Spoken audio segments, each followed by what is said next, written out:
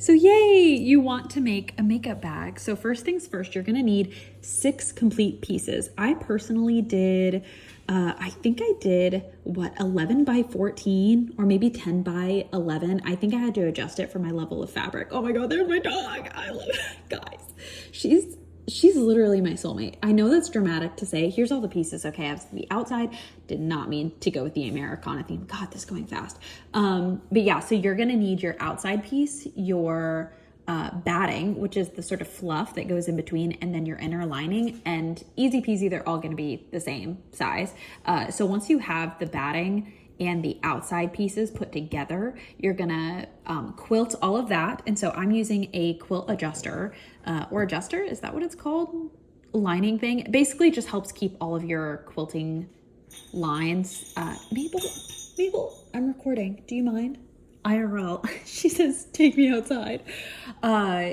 It just helps keep all of your lines straight without having to mark on the fabric or it's just annoying. It saves so much time. If you're serious at all about quilting, even if it's just you have a couple projects, I think it's definitely worth an investment. My machine actually came with this one, which is great, but when I used my other machine, I bought one and I think it was around $10 by itself. So here I have the pieces adjusted and I'm just attaching the zipper. So you're gonna lay your piece upright, put the zipper face down, and then put your lining on together. And I actually found this to be, I think this may have actually been the first zipper I ever attached. I find zippers really to be intimidating, but with this project specifically, I actually found it very forgiving. Like I was getting really, really close to the edge. Here I'm checking it, but I was actually getting really, really close to the edge and I found I could get closer. But once I actually flipped the project inside out, it was actually quite forgiving. It looked really good. Guys, I love when I'm watching these videos and the sewing machine is just sped up really quickly and it just looks like the needle is going like it's just permanently down and it's all consistent. I love it. Honestly, I have no idea what I'm doing here. I guess I attached it the other side. And I'm just, yeah, oh, I guess I did it where I'm attaching the other side of the zipper. Oh, I'm so proud of what I did. Guys, all of my audio for this video cut out, but I wasn't gonna waste it. Guys, look, I'm so cute. Oh, you know when you just kind of look at yourself and you're like, you want to be so hard on yourself internally and you're like, oh my God, I'm so stupid, or you just want to be so hard on yourself. But I think what has been such a pleasant surprise with making these videos is that I'm able to watch myself from, oh, my husband brought me dinner. He doesn't love being on video. That's what I'm talking about, the needle, the way it moves. But what I found, oh, I royally effed up one side and I don't know what happened, but this is a good before and after, I think, of what it is supposed to look like and what you're not supposed to do. I generally don't know what happened. And honestly, I was just like, okay, the lining, you're genuinely not going to see it. Most of the time I would go back and correct something like that, but I don't want to. But once you're done with that, you fold the right sides together. And then for the lining, you're going to sew that as well, but you're going to leave a little gap to flip everything inside out.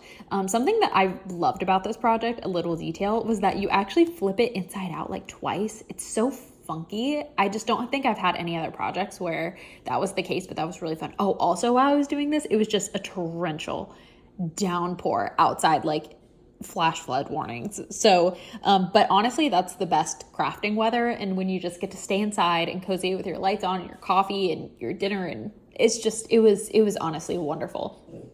But I've been able to look at myself from this, third party perspective, as if I'm a stranger, and have been able to think of myself so positively, like, oh my gosh, this person, at least, even if things aren't perfect and things are dorky and things, just aren't maybe as good as they could be, I'm just like, wow, this girl, she is trying, she's putting something out there, she's doing something more than me, even though it's me, just like, and all of the work that's going into it.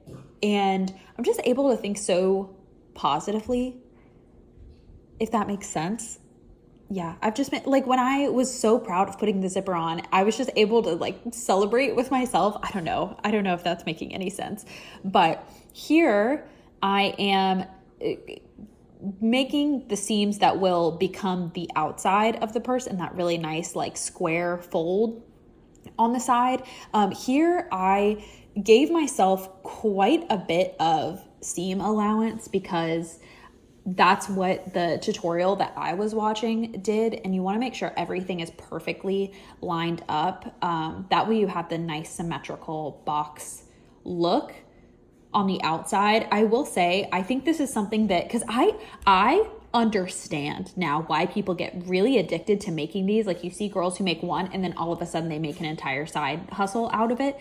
It had so many different components. It was so engaging to make, and I thoroughly enjoyed this one. And I really didn't think I would. I was purely making it out of sort of utilitarian need. My other one was completely falling apart. So, and here I'm cutting out 2-inch squares on each side. Now, something that I didn't pay as much attention to is you actually want the amount of width that's from the center seam to the outer seam. You want that to be really even. Oh God, I cannot explain how difficult this was to cut through all of this, because my outside, I used jean material. I actually cut up an old pair of jeans. I think you probably saw that if you were paying attention at the beginning. It was so hard to cut through all of this. So this part looked so funky. But yeah, there were so many different, I'm not going to say what that looks like.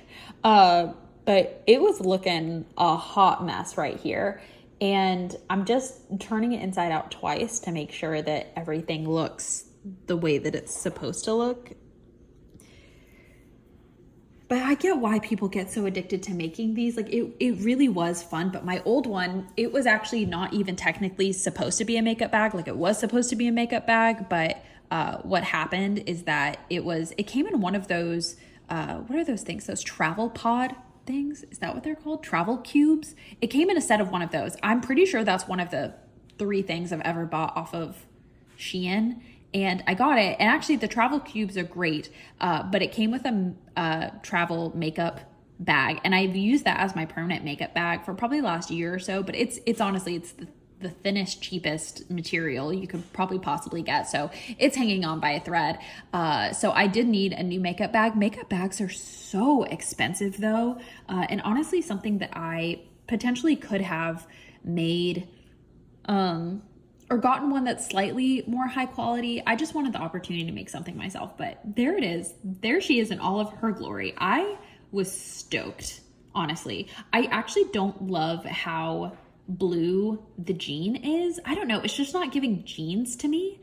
So, but I do love it with the inner lining, and I definitely want to make a bunch more. And I don't know if I would call this like beginner friendly, but it's definitely intermediate. You could probably do this if you're an intermediate.